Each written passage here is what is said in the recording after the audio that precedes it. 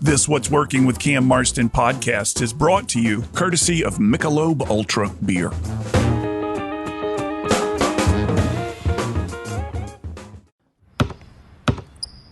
They say consistency is the key to success. They weren't wrong. So how about grabbing a beer that's consistently smooth, consistently refreshing, and consistently light? You might just find that the road to success can be pretty enjoyable.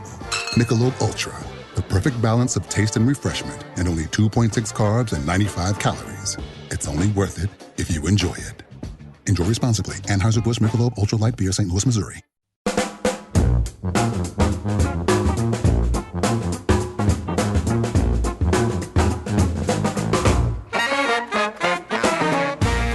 Welcome, everyone, to What's Working. I'm Cam Marston. What's Working is the show designed to bring you insight into the workplace, the workforce, and the marketplace trends that are shaping the workplace, the workforce, and the marketplace around us. I try to find guests that can talk about the business issues that will help you and me. Once we've listened to these guests and understood their expertise, they will help you and me get a little bit better at whatever it is that we do. Throughout the history of the show, one of the more popular conversations that we've had have always been around succession planning. And I don't know whether our neck of the woods here in the state of Alabama has more family-owned businesses than other places, has more closely held businesses than other places. But for whatever reason, succession planning tends to be one of the shows that people find most interest in. I get more comments on those. I have people walk up to me and say, boy, I really enjoyed the content around succession planning. I was at a conference not long ago down in South Florida, a place where I don't fit in, by the way, Cam Marston in South Florida. I can never walk through South Florida and look like I'm from that part of the country. There are places across this country where I can change my attire and my outlook and things like that, and people might think I know a little bit about the area, with the notable exception of South Florida. I don't know what it is. I need more necklaces, I think, maybe. Anyway, maybe that's a show. I was at a conference not long ago in South Florida, and one of the speakers at the conference was Scot Hunsaker, and he will be the guest on today's show. When we come back from break, I'll have him on the phone. Scott tells the story of a remarkable way in which he, through the ownership of his company, the leadership of his company, was able to successfully transition out and leave the company better than when he had assumed the reins from his father. So he was second generation and took it over and made it into something different. And most importantly, for the purpose of this show, transitioned the business to a group of employees. He did not use an ESOP, an employee stock ownership program. We have had guests on this show who are big advocates of ESOPs. Scott did not use that as a transition tool. It was his preference. It was his team's preference to not go that route. And perhaps we can get him to talk a little bit about why. But it's the processes that he implemented that made the succession, the transition, as successful as it is. And again, here we are, succession planning. I look for these guests based on the popularity of this topic. And Scott, as a presenter at this conference, was one of the guys that I immediately approached afterwards and said, hey, I want to put you on the show. It turns out Scott does have some customers, some clients in the Birmingham area, as he tells me. He and I discussed that on site down in South Florida, which gives him some credibility in this neck of the woods. So when we come back from break, it'll be Scot Hunsaker with me. We'll be talking about succession planning and how he went about it. And maybe there's some ideas here that you can learn from. So again, when we come back from break. Prior to break, updates on what's going on around here. And it's with red face that I continue to talk about the book that's supposed to be here. I am holding in my hand the final, edit one of the final cover design. And there are a couple things that need to be changed, some spacing here and there. But the book called What Works, the book is called What Works, the 10 Best Ideas from the First 200 Episodes, is we take the best ideas, exactly what the title says, which is a good title. We take the best ideas from the first 200 episodes and organize them into this book. Now, let me be clear. It's not the 10 best episodes. It's the 10 best ideas. So chapter 1 is on perseverance, and here are 3 guests that spoke clearly of their perseverance and how they did it. That book is now getting closer to final, and hopefully can begin offering downloadable chapters to my listeners here soon. Please hang in there with me. If you're tired of hearing me talk about it, you're the second person that's tired of hearing me talk about it, with me being at the top of the list. Before we go to break, though, let's talk about 529s and college planning. A college education allows your loved one the opportunity to get ahead in a quickly changing world. And though the rising cost of tuition, books, and campus living expenses can seem overwhelming, a 529 plan can make funding higher education an achievable goal. Call Sandifer Wealth Management and talk to them about the ages of your children, your hopes for their college aspirations, and how a 529 plan can help you. Introduce yourself to Jamie Sandifer or Mark Salyers. The 529 plan, as I've said on this show numerous times, is perhaps one of the best decisions my wife and I have ever made to get our kids a firm foothold in their college education. One of the best gifts that we decided long ago we can give to our children is no college debt, and we might be able to do it. Assuming the stock market doesn't collapse any further, we might be able to do it. When we come back from break, Scot Hunsaker, Managing Partner, Ardent Group. You're listening to What's Working. I'm Cam Marston. What's Working is brought to you by the Alabama Center for Real Estate, housed in the Culver House College of Business at the University of Alabama.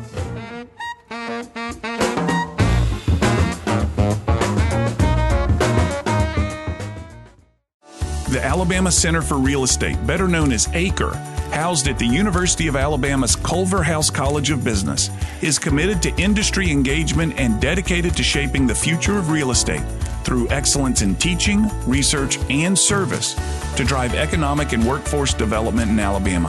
ACRE and Alabama, a championship collaboration. Learn more at www.acre.culverhouse.ua.edu.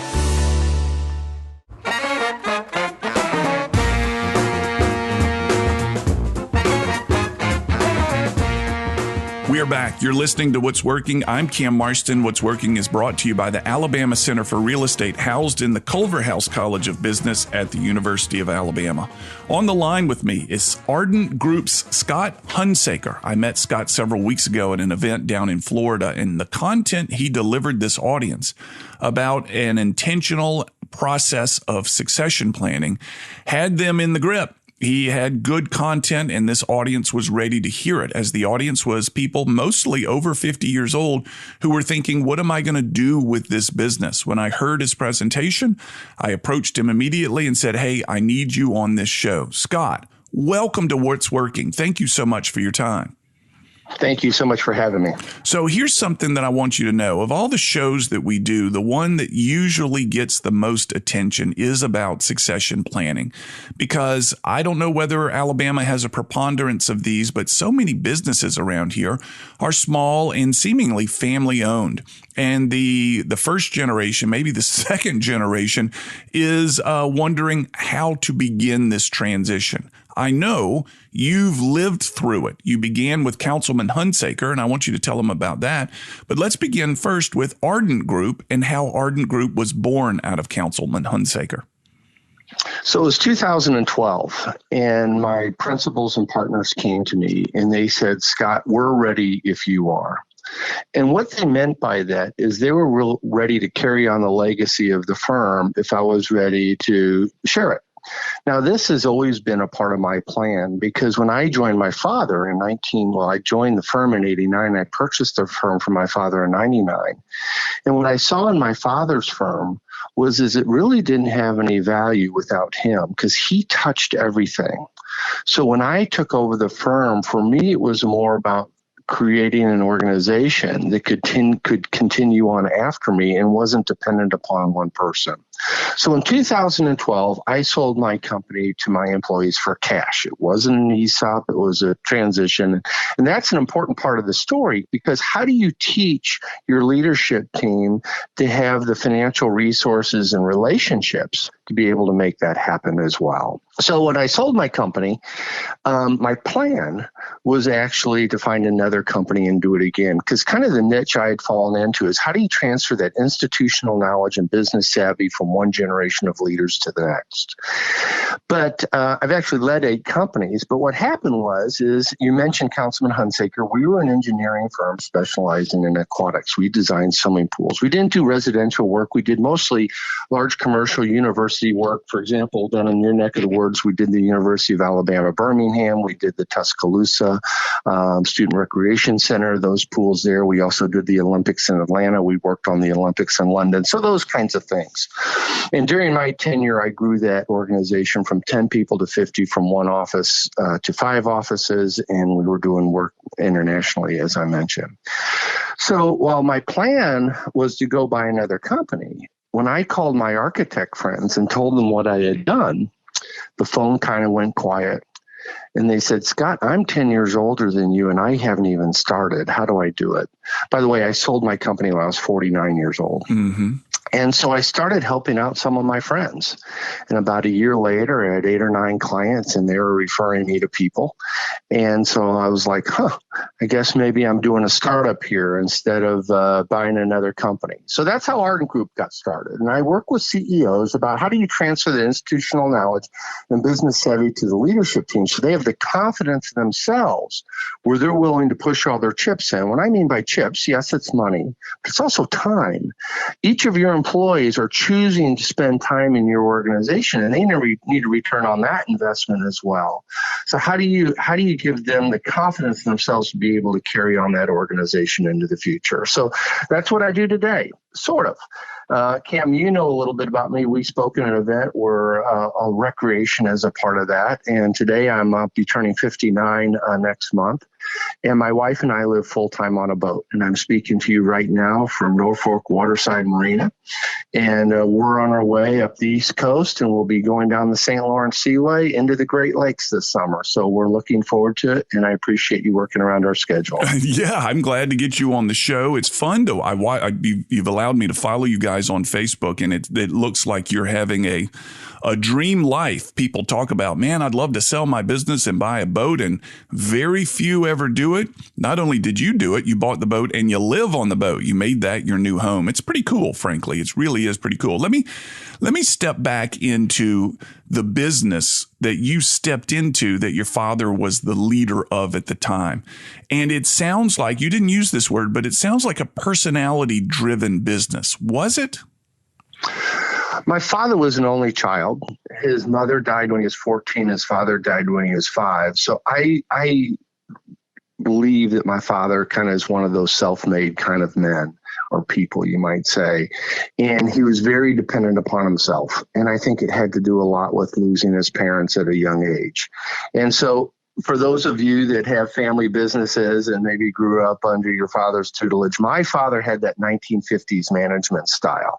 You know, the way he would teach is literally throw you in the deep end of the water to see if you could swim. Yeah. So he also had the tendency of he had to do everything. In other words, if you want it done right, you have to do it yourself. Right. And that's great. But it's a limiting factor on your ability to grow the organization. And so one of the questions I ask a lot of our clients is, are you a limiting factor to growing the business and achieving what it's able to achieve? Because every time we step in front of one of our team members, not only are we not using our time effectively, but we're robbing from their ability to grow in their role so they have the capacity to do it the next time. It's a wonderful sounding ideal to want to give your team members the freedom and the responsibility to develop and grow. But it's got to be very scary for someone like your father or someone like some of my listeners who are family-driven business, personality-driven business. If you want it done right, you got to do it yourself. When you're coaching these people, What is, I imagine you can hear it in their voice when you say, hey, you got to start turning some of this responsibility over to people. And they respond by going, I don't know. They seem to, my suspicion is they want the outcome that you've achieved with your sale of Councilman Hunsaker, but they're very afraid of the process. Is that the case? It's a journey. And it's a journey for successful people. So I would submit that the reason that we are successful business people is because we're really, really, really good at our job. We know the ins and outs of it. We grew it from the infancy, and there's not much we haven't seen. The difference between being a proprietorship and being an organization is instead of doing the job well, it's doing the right thing. And what I mean by that, it would be a lot easier for you to just fix it because you know the answer. But maybe the right thing is teaching one of your cohorts in the organization about how to address this issue. In other words, walk them through the decision-making process. Instead of saying, here's the answer, go do it. Say, okay, what's the issue? What's the ideal outcome? What's all the information we know? What's all the information we don't know? What don't we don't know? What are the unintended consequences and what's your ideal outcome? So the little nugget that I share with my clients is every time you're ready to give an answer, try and stop yourself and turn that answer into a series of questions, because that's a way to actually develop future leaders in the organization so they can make timely and accurate decisions on behalf of you, so you don't have to do everything, to give you the time, A, to either do more in your business, or B, do some things that you might enjoy outside of the business. I would suspect when you begin teaching your clients how to ask these questions versus doing it themselves, your clients begin, I would suspect that one of their rejections to your idea might be, Scott, I can do it myself and have it done in an hour. If I teach them how to do it, it might be a day, a week, a month-long process. That time and completion of the task and the project is one of their first oppositions. Am I right?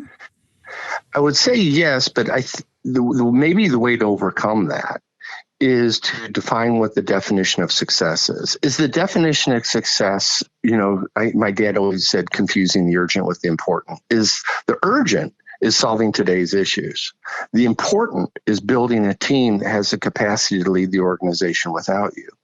So the point I'm trying to make is if you keep your in front of mind that our goal here is tomorrow, a year from now, 2 years from now, not about the next hour or two, sometimes it helps.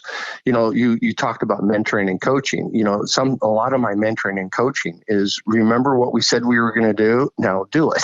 It's so easy to fall back into those old habits, and I get it. But that is robbing from the future to pay for the present. Yeah. So it's about redefining the definition of success, because most of us that started a company, our definition of success was surviving one more day. Right. It was just about making payroll and all those things. Now we're shifting from doing it right to doing the right thing. When we come back from break, Scott, I want to talk about some of the specific steps you can offer people on things that they can do. I know your coaching and your consulting work has a lot to do with building these steps and making them a part of the company culture, but something you can recommend to the listeners who are in this situation of, hey, try this or something like that. We'll give them some tactics when we come back. Scot Hunsaker is the president of Ardent Group. He's actually the managing partner and has been in that situation since 2013. We're speaking to him on his boat in Norfolk, Virginia, on his way up the eastern seaboard. He sold his share in the entire business of Councilman Hunsaker in December 2012 and has started a new business of teaching succession planning. You're listening to What's Working. I'm Cam Marston. What's Working is brought to you by the Alabama Center for Real Estate, housed in the Culverhouse College of Business at the University of Alabama. We will be right back.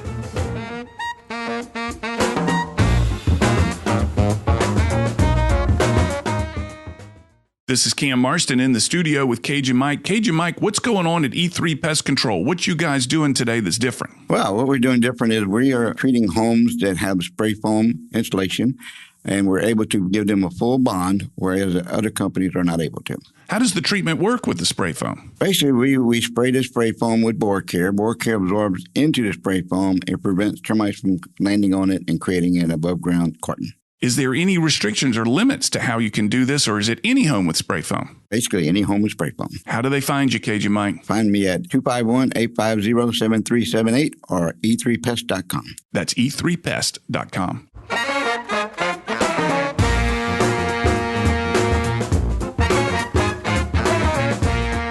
We're back. You're listening to What's Working. I'm on the phone with Scot Hunsaker. He is on his boat in Norfolk, Virginia. He bought this boat and assumed this lifestyle after selling his company that was begun by his father, called Councilman Hunsaker. They designed swimming pools, not like your backyard pool, but pools in commercial settings. University of Alabama in our neck of the woods, UAB as well, the Olympics in Atlanta. Scott is now teaching people how to manage succession planning in their own closely held businesses. Prior to the break, Scott, we were going to talk about some tactics. There are people listening saying, hey, sounds good. Give me step one. So let's now get into some tactics. Do you have 2, 3, 5 tactics that you can offer? Sure. Let's talk about the end first. So think about it's time to make that transition to the next leadership team. So you sit down with one of your team members that's been with you through thick and thin, been in the trenches, and you sit down and you go, Bob, you're my guy. You're the future of this organization. I'd like to talk to you about becoming an owner. And Bob sits real straight up in his chair and he goes, well, thanks, Scott. I really appreciate that vote of confidence. That means an awful lot to me. He goes, but Scott, I got a problem. And I go, what's that, Bob? He goes, I'm only about 5 years younger than you, and I'm thinking about buying a boat myself. Oops. Yeah. If you don't have a succession plan that isn't written and isn't communicated, do you just have a great idea? Or do you have a succession plan? The other takeaway from this little nugget is very often I see owners looking for somebody in their own peer group. We need to be thinking 10 or 15, maybe even 20 years behind us, because it's going to take them that much time to pay us off so we have a liquidity event and get a return on their investment. Or maybe you do something else. Maybe you go and visit your lawyer and you go, let me tell you about Bob. He's the future of this organization. Can you put together a plan so he can become an owner here? And the lawyer puts together a great set of documents. You sit down with Bob and you go, Bob, listen, I went and talked to my lawyer about you becoming an owner, and here's the plan. And Bob starts flipping through it, and he sees personal guarantees and spousal waivers and preemptive rights and estimated taxes and bank guaranteeing the bank debt. And all of a sudden, Bob's not feeling the love. He sees the value, how you came up with us. And now Bob's feeling like he's being taken advantage of. And Bob might have the attitude, because I see this happen from time to time, where not only does Bob not feel he wants to be an owner, he doesn't feel he can trust me anymore, and he may leave the organization. Have you ever seen the heir apparent in one of your other friends' companies not be there 6 months later? What do you think happened? I would submit what happened is we took them out of their comfort zone and we put them into their sheer terror zone, and then it's just an issue of fight or flight. So how do we avoid that? So instead of starting with the succession plan or the legalese, let's start with teaching them how to lead the company. Because if they have the confidence in themselves to be able to lead the company, then the succession piece isn't so scary. Right? Think of it this way. I've seen CEOs come to the people 2 different ways. They go, here it is. I've spent my entire life building this company, and it is perfect. Now, don't change a thing and don't screw it up. Yeah, and make your payments. Right. Or here it is, and it's the best I could make it, and I trust you to make it even better. What do you think has a higher likelihood of success? Absolutely. Yeah. Yeah. So how do we get them to that point? So we talked about 5 steps. The first 4 are really about teaching them how to run the organization and lead the organization successfully. Step 1 is how are they getting the information to make timely and accurate decisions? I call that authentic conversations. A lot of us hold our cards very close to our chest. How are they going to be able to make decisions without the information, right? I suspect each of your listeners have a really good gut about what's going to happen in their company next year. I don't know how to transfer gut. So how are we teaching them how to make those decisions? Some common tools might be corporate dashboard, not just the financial performance, but the leading indicators. What are the things that you look at in your business to make an educated decision about what's going to happen tomorrow? What's your most valuable asset? In my company, it was my people. How are you teaching your leadership team to actively listen to the most important asset so we're able to attract the best of the best in the industry, not just today, but 10 years from now? Because our jobs as leaders is to prepare the company for the future. How about our customers? What's going on in our customers, not only today, but in the future? How are we going to react to meet those needs that are on the horizon? So how are we teaching our leadership team to actively listen to those? Those are some examples of authentic conversations and teaching our leadership team about how to have the information necessary to make those decisions. Second step is our leadership team. Now, I don't know about you, but even on the best day with all the tools we have in business about hiring, I was effective at getting the right person in the right seat on the bus about 70% of the time. If we're only effective at hiring the right person 70% of the time, what makes us think we're going to be any better at picking the next leader? And if we pick the next leader and we're wrong, what's that do to the value of our business? What's that do to our leadership team? So I would submit, instead of picking the next leader, what if we created a leadership team bench, a candidate group, and then use some type of business tool to evaluate who is the natural leader? In other words, who has the will, or the people, who has the will and ability to lead? So you'd let the natural leader emerge. Because if we pick the next leader, it's often that the other candidates feel that they're being left out or taken advantage of. The advantage of having them work it out together is that they're creating the strong working relationships that's going to be critical for this success going forward. You know, I want to stop you there at the end of step 2, Sure. because this reminds me of a conversation I had on an airplane recently, as well as a thing that I witnessed many years ago when I was doing some work for GE. And that is, well, let's take the GE example. When Jack Welch, and this is the story that was delivered to me. I don't know if this is true, but it's a good hypothetical for this conversation. When Jack Welch was determined that he would retire, and he selected Jeff Immelt to follow him, and I was doing some consulting work for GE at the time, Jack Welch knew that he had 4 candidates, if I remember this correctly, who could and wanted his job. When he selected Immelt, he had to do something with the other 3. And what he ended up doing was finding them, if I remember this correctly, jobs elsewhere. I think one went to Boeing, one went to Home Depot, because since they weren't going to be the big cheese, they weren't going to work there anymore. Do you have any comments on something like that? Of course, on a much smaller scale. I was about to say, I'm not sure I can translate to GE, but I'll give it a shot. What if you've got a pool of candidates who want to be the next big cheese, and you know that if they're not selected, they're going to polish their resume up and be gone? You know, let's bring it back to our size companies. To me, the definition of success is not losing 3/4 of my leadership team when I make a transition. To me, that while I respect and what Mr. Welch did is taking care of his people, and that worked for him, that doesn't work for me in our size businesses, because those other 3 people are critical to the success of the organization. They may not be the leader, but they may own the brand of the company, and they may bleed the company blood and represent the company and be out there. So what I'm suggesting is, how do we create a culture of leadership where we create an all for one for all, where the leadership team is dependent upon each other, not mutually exclusive from each other. Mm-hmm. So my point of going through this leadership journey is, if you work through the natural leadership process, my hope, and more often than not, it works out, is that the candidates really see the benefits in each other and see the strengths and weaknesses of each other, and actually mold into an organizational structure that is the most effective at delivering the customer experience and the goals of the organization.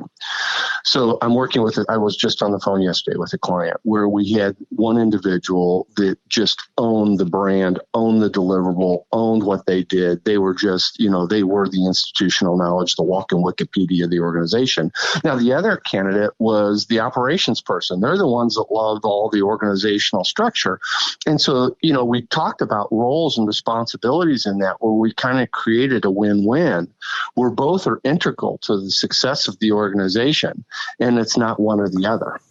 I see. It doesn't always work, but if we can give the opportunity to the candidates to see the strengths of the team versus of the individual, what a tremendous opportunity that is to create a bench strength that is able to endure COVID and able to endure all kinds of things. And I would guess that has a lot to do with finding the right people and putting them in the right place versus it has something to do with the selection process of who you bring into the organization and who you give positions of leadership, to recognize an ego that may become a problem at time of succession.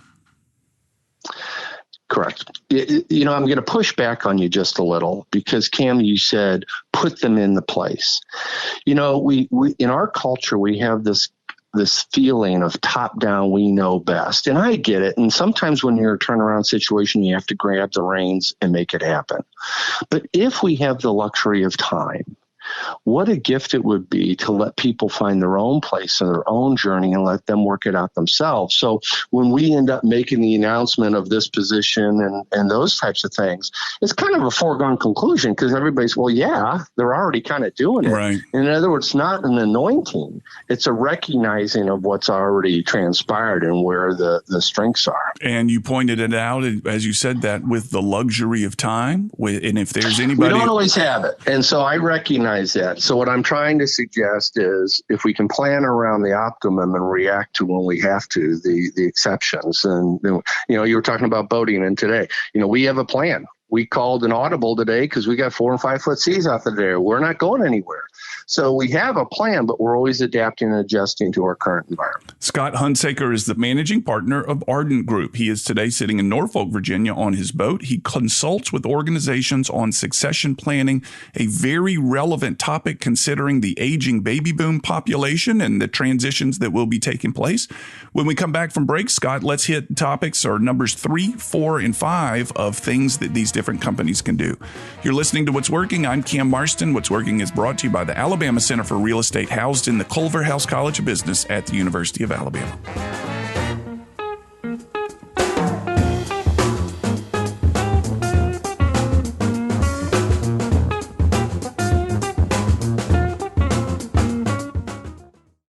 The Alabama Center for Real Estate, known as ACRE, strives every day to be a valued resource that supports and promotes Alabama's real estate industry and promotes economic and workforce development across the great state of Alabama.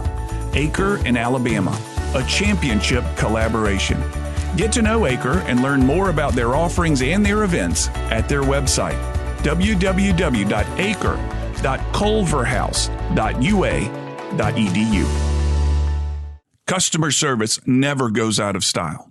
In fact, I think it's safe to say that customer service is more valuable and more important now more than ever. Hi, this is Cam Marston. One thing that my over 200 episodes of What's Working has taught me is how important customer service is to building and maintaining a thriving business. It's the growing need for customer service that's led me to partner with one of the state's leading customer service trainers to create our program called Delivering 5-Star Customer Service. Your team will get one 90-minute training session per month for 6 consecutive months. Each session builds on the skills learned the previous month, allowing your customer-facing teams to practice before moving on to the next lesson. And the 6 lessons address everything from appearance to electronic communications to conflict resolution to maintaining a service mindset. Our program travels and is delivered in person at your workplace, nothing virtual. You simply can't practice the level of the skills this course teaches virtually. For more information, email me, cam@cammarston.com, and let's schedule a time to talk. Remember, you have less to fear from outside competition than you do from discourtesy and bad service from inside your own company. Again, email me, cam@cammarston.com, and let's talk about your business.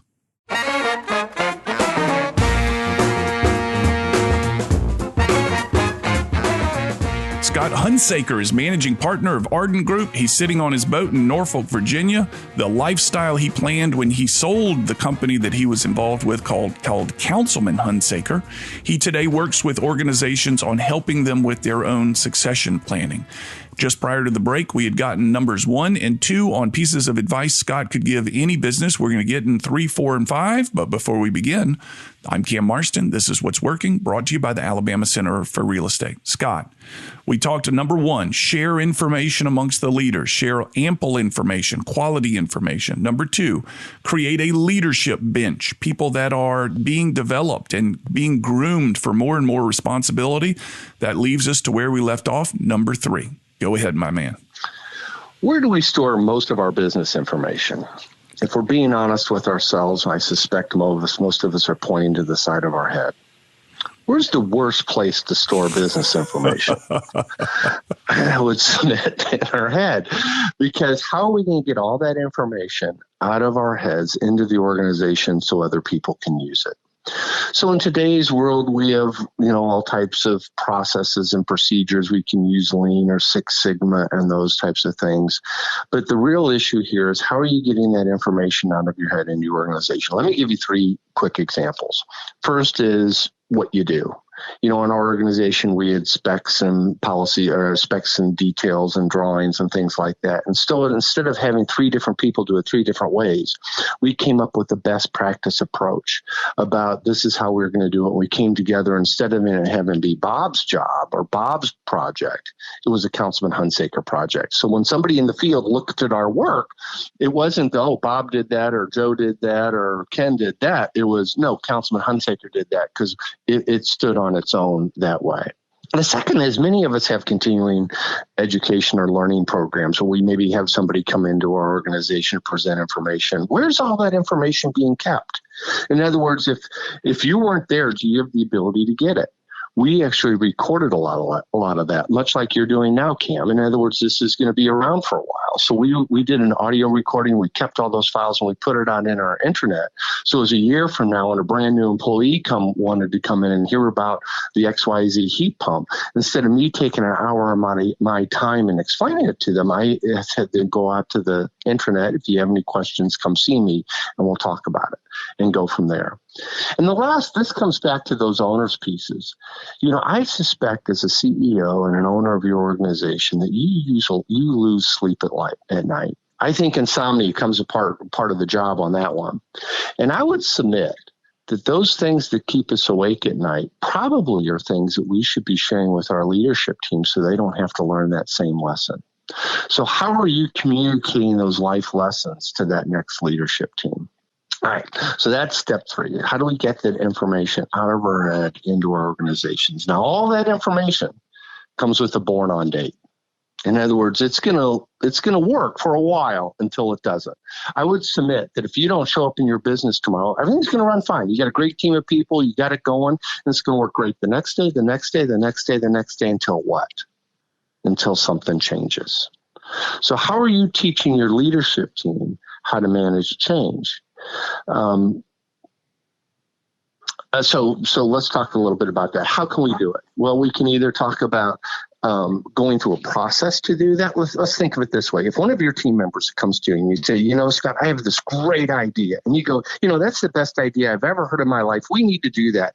And 90 days later, nothing happens. And they come to you again. They said, I have this great idea. And you go, no, that's the best idea. We need to do that. 90 days later, nothing happens. What do you think the likelihood of them bringing us a third great idea is? So the obligation is action. You got to, and supporting the energy and the. Well, that's one way to do it. Yeah. And then you take the monkey. Now you're responsible and you're the bottleneck. What if we created a process that allowed change to happen without us? In our situation, we put together something called a situation report, which not only it wasn't a suggestion box, they just didn't outline what the issue was. You remember when we talked about the leadership team, what's all the information you don't know, what are the unintended consequences, what's the ideal outcome? That was a part of the opportunity to submit it. And then we reviewed those every month, and then we would ask ourselves, do we have enough information to make a knowledgeable decision? And a lot of times the answer was no. So we put together a group of people, they come back, research it, bring it back with an updated recommendation, and then we say, do we have enough information to make a knowledgeable decision? If the answer was yes, we'd effect the change. Now, let me point something out. I don't think you can have a system solution process if you don't have the systems and procedures, the institutional knowledge. Because if not, you're just having a lot of circular conversations. In other words, what are you changing? Are you just talking about it? So you need to have the toolbox to be able to constantly improve and sharpen the saw to make it a reality. Now, we did over about 4,000 system improvement processes during my tenure. The first couple of years, I would submit I was doing about 60 to 70% of them. Who owned the institutional knowledge of the firm at that point in time? Sure. The last year or two, I didn't do any. So that's how we transfer that institutional knowledge and business savvy to the team. So I'm going to push back a little bit here on your comments and think there's somebody out there listening who is a sales-driven organization. This sounds like absolutely. This is fine wine for an engineering organization. They love this. This is the MO of an engineer is to develop and internalize and create more knowledge, create more documents. But there's somebody out there that's a gunslinger who is a salesman by heart, and he's listening to this thinking, this sounds just extraordinarily painful, nearly to the point of navel gazing, of let's create another performance improvement document. And he or she wants to go out there and get in front of the customer and sell. What's what is your reaction to that? Let me take it twofold. First of all, do you think a forklift driver can impact accounts receivable? Do you think they can impact on-time shipments? Do you think they can impact warranty claims? Well, unquestionably. Absolutely. So my point is, how many times has that forklift driver said, nobody ever listens to me. If we did it this way, or this way, we could be so much better. But, the boss doesn't care. Yeah. My point is, let's pay people to think, not just do merely what they're being told. Interesting. Now let me tackle your issue about the superstar. Are we going to organize our organizations around the superstar? Are we going to create this? Are we going to hire people to support the organization? I've seen superstars out there, and they're great, but I don't want my company dependent upon the superstar. I want my superstar to be dependent upon the company. Mm-hmm. So, I understand that there are those things that you're all about themselves. And when you have a sales organization, it's about me, and they may be a 1099 employee and those types of things. And if that's your culture and that's what turns your crank, go for it. But what I'm talking about is how do we build an organization as opposed to a group of individuals doing their own thing? So, point well made. Additionally, I'm going to counter my own comment here, argue with myself. It's often that I find these organizations with these cowboys, with these sales-driven people, these individuals have too much influence, and the organizations actually become more functional once they're gone because of I would argue, are they toxic? Yes, exactly. Because sometimes these people that feel like they are the cat's meow are all about themselves, and they often leave a path of destruction behind them. Not always, but to me, that's not what I'm about. I'm focused on the company, not about one individual rock star. If that rock star works, fantastic.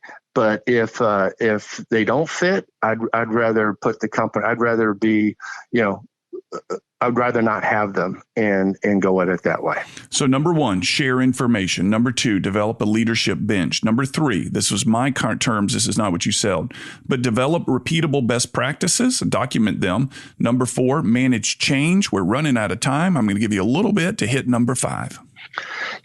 Now we're ready. Because the leadership team has the confidence and the wherewithal to be able to lead the organization into the future. Now we can sit down and have a conversation about succession planning. The value isn't scary because we know how we got there. We understand how all the professional services work, our lawyers and our accountants to support the company because you've been a part of it. You understand the institutional knowledge. You understand how to make change. Now we can have a knowledgeable conversation about what it means to be an owner.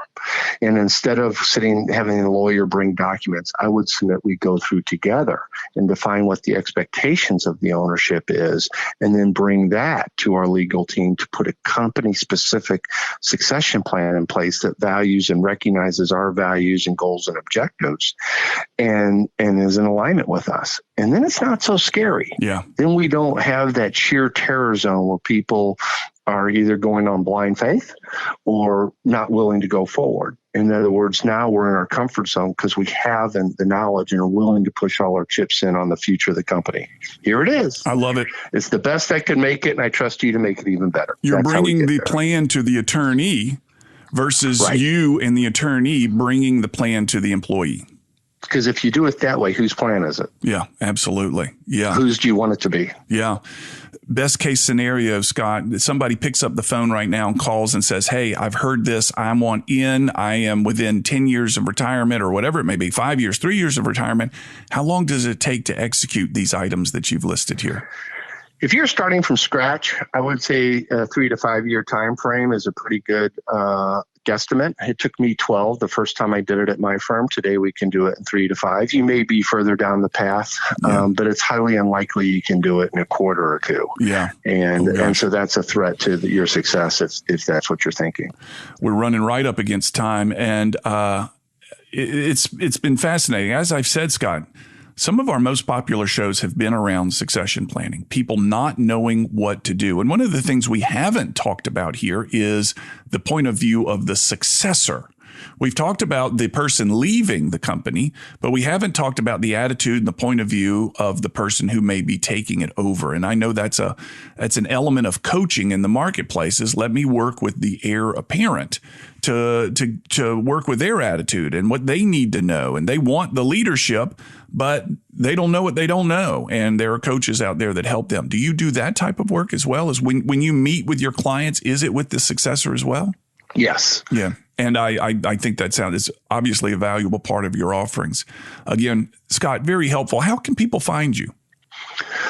You mentioned earlier that I wrote a book, and that's available. And you can also get it on my website. It's called Heroic Ownership. My website is Ardent Group, ARDENTGROUP.com. If anybody would like to do a deep dive on this, I would also be happy to make myself available on the phone. My phone number is 314-283-1589. ArdentGroup.com. 314-283-1589. Folks, if you stick around, I'll mention it again in segment 5 when we come back from break, so you can write it down, scramble for a pencil. Scott, thank you so much for your time. Do I say good sailing? Is that the appropriate thing to say? Sure, we'll take it. Good sailing. I wish you the best of luck, and I'm enjoying following you on Facebook and your travels. It looks like a wonderful lifestyle. Thank you very much. Appreciate being here. You've earned it. I appreciate it. Scot Hunsaker, Managing Partner, Ardent Group, today in Norfolk, tomorrow, who knows where, headed north. We'll be back after this break. You're listening to What's Working. I'm Cam Marston. What's Working is brought to you by the Alabama Center for Real Estate, housed in the Culverhouse College of Business at the University of Alabama.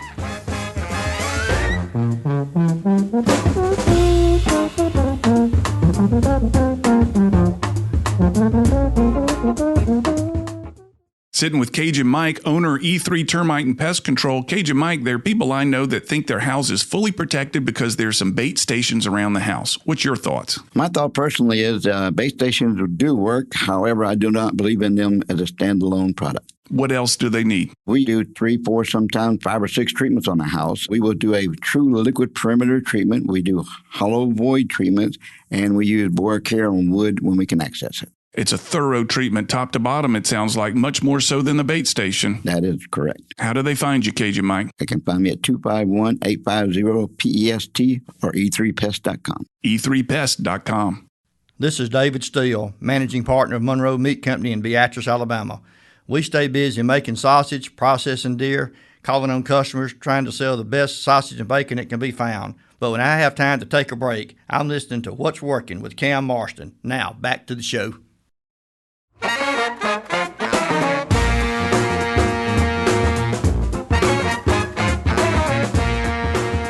What's Working is brought to you by the Alabama Center for Real Estate, Culverhouse College of Business, University of Alabama. Here is Scott's contact info one more time. ardentgroup.com, ARDENT group.com.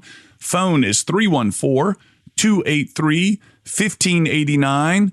Thank you, Scott, for your content and your deliberate processes that you gave us, steps 1 through 5. I really appreciate that. Folks, if there's somebody that needs to hear what Scott has to say, go to whatsworkingcam.com. You can hear this show again and forward it on to your friends. Going to have to wrap it up quickly today. We spent a little bit some more time than I had thought, but it was good stuff. I let it go. So find me on social media, Cam Marston. You can learn more about the show, where you can suggest guests. The show is produced by John Thompson with Ion Digital. Have a good week, everybody.